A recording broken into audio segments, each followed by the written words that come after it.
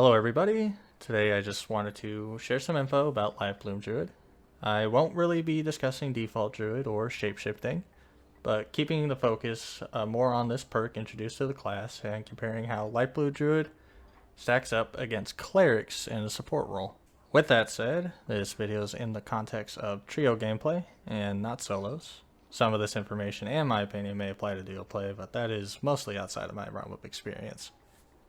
And I have played mostly trios, but a little bit of duos, and Lifebloom Druid is still very viable in duos from my experience as well. With all that, let's take a look at Lifebloom real quick. Lifebloom Aura restores an additional 2 health to the target when the caster heals self or allies within range. Disables Shapeshift. So effectively we are trading Shapeshift to make our heals better, but how is this applied? First and foremost, Lifebloom is its own separate modifier to your healing. It is not additional magical healing, as we will explore later with our calculations. Simply stating, Lifebloom adds an additional +2 healing for each instance of a health tick. So your Dreamfire will be healing 12 health at base instead of 10. What we're really looking at is how it affects our heals over time, or HOTS. For cases like Restore, Nature's Touch, Tree of Life, and Natural Healing, we will receive +2 healing for every tick of healing. And for the purposes of this game, unless stated otherwise, each tick occurs every 1 second. So our Nature's Touch will heal an additional 24 HP instead of 15 over the course of 12 seconds, totaling 39 over 12 seconds.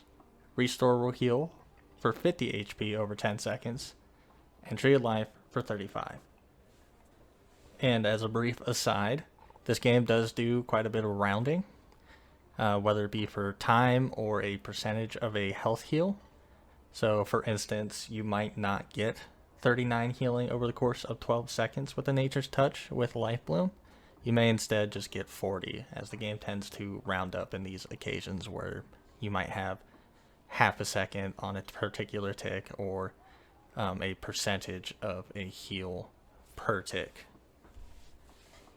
And once again, keep in mind, unlike magical healing, this is a separate modifier. It is not affected by magical power or magical healing. It'll always be an additional +2 for each of those ticks with no scaling applied. Overall, that explains the Lifebloom perk. But let's look at some numbers and get an idea of how much healing we're able to output. Druid healing is affected by 3 stats: magic power, magical healing, and in the case of Druid's HOTS, buff duration bonus. Unlike other heals, where the benefit of the heal is solely based on the caster, Druid also takes into account receiver's stats.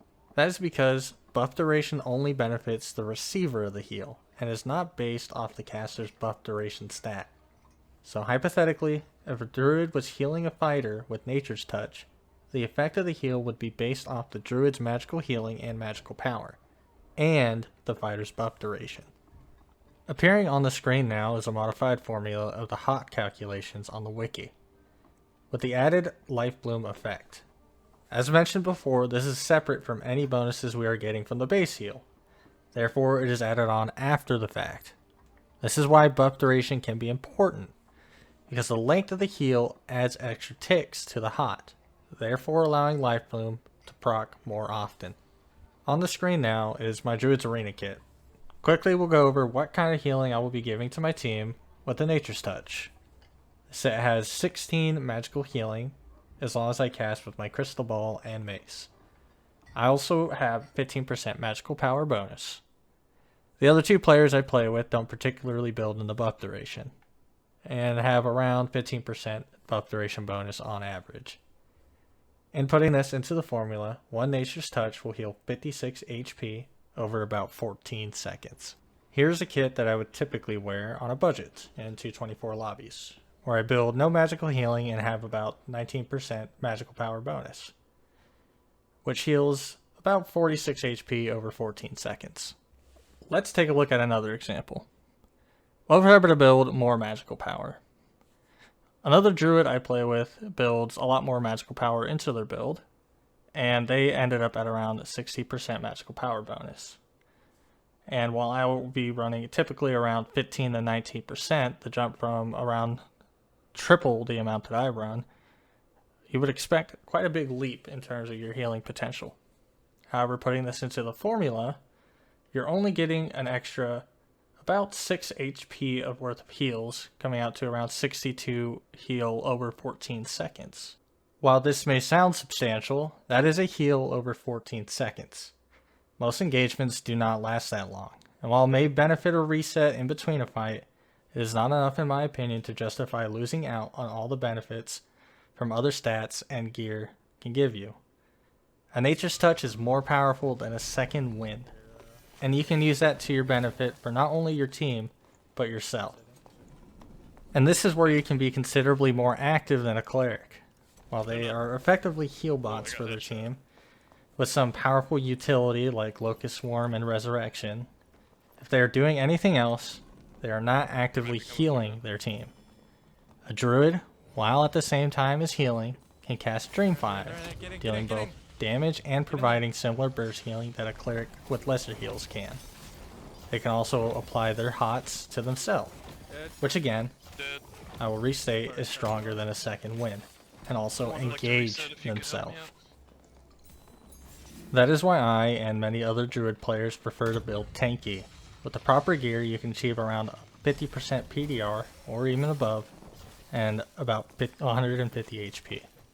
And while a support Druid kit might not have the stats for combat that other classes may have, like substantial amounts of action speed, or true or added physical damage, or physical power, or movement speed is the biggest weakness that I found with Druid, you more than make up for it by simply being a body on the field.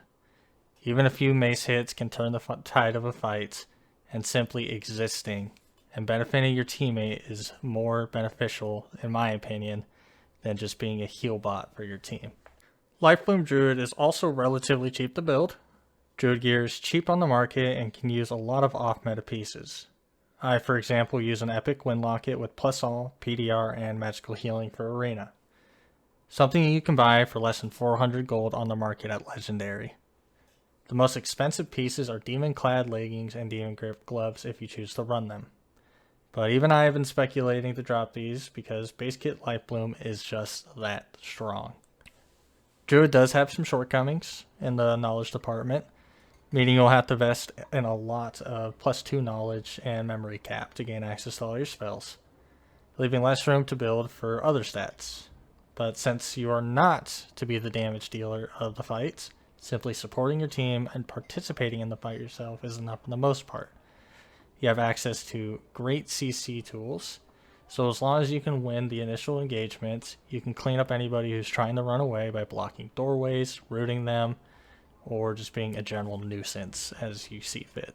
Just to get some final thoughts and tips out of the way, personally I think Druid is a better healer for trios than a cleric.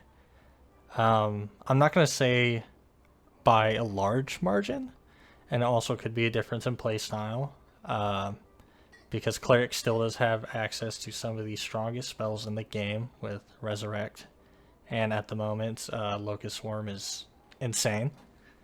But in terms of just sheer healing outputs and benefits you can provide with Tree of Life, you are just insanely tanky, insanely good at healing, and like I said, you can be super active. Just a tip, play around Dreamwalk. It is super busted.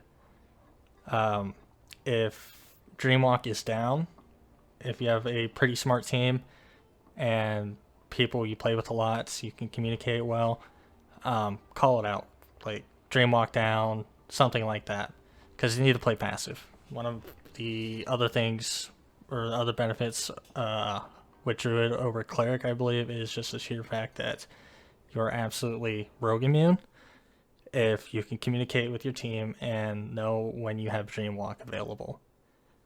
You can play super aggressive. If Dreamwalk is up, you can pretty much get right in the middle of a fight and just Dreamfire at your feet on top of an enemy that's attacking your frontliner. And if a rogue jumps you at some point, your front line or the other dude on your team, if they're another front line or they're like DPS, like a ranger, they can get on the rogue and they can deal with them pretty quick. In terms of like what stats I would build, as I mentioned, you want to go PDR, as much armor rating as you can get. You need to be running the Frostlight Warden outfit. That is the strongest chest piece you can wear as a druid. It also provides a little bit of agility and less of a movement speed penalty. You are incredibly slow. I think less than 300 movement speed with your weapons put away with this build. So every little bit helps. With that said, I typically run Demon Clads and Demon Grips if I'm running like a really good set, but even I'm like considering dropping those.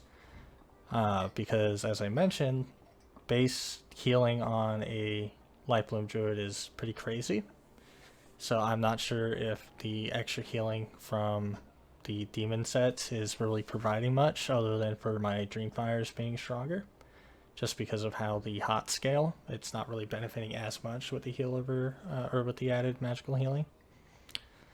Additionally, Demon Clads only roll 3 stats since they're rare craftable. I would like to have the 4th stat available. Other than that, knowledge, additional memory cap. You might need a little bit of memory cap bonus. The percent, it is not as good of a stat as additional memory cap is, because you aren't getting as much memory capacity, but you need around 36 mem cap to have access to all your spells. You could also drop Bark Skin. I personally bring it because we run a plate lock in our group and he's just able to spell pred it off of me without having to waste any other spells or run into another team who happens to be running buffs. Other than that, if you have the room, I'd recommend building Dex, True Fizz, just so you have that added damage. Grim Smiles, Vigor Rings, Knowledge Rings were also like relatively decent and relatively cheap compared to the other rings. Once again, just to hit that mem cap bonus. For Cloak, I would recommend Vigilant or Mercurial, depending if you want to build a more action speed focused build or a more tanky build. I feel like you're already lacking in the action speed department with the way I build, so you might as well just kind of just go full send with the HP, as long as you aren't hitting any stat curves. But yeah, thanks for listening to me ramble. Hopefully you learned something, found something useful in this video.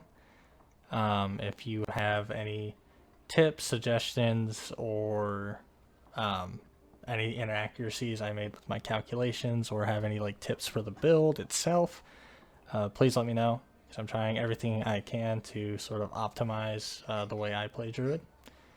But otherwise, yeah, thanks.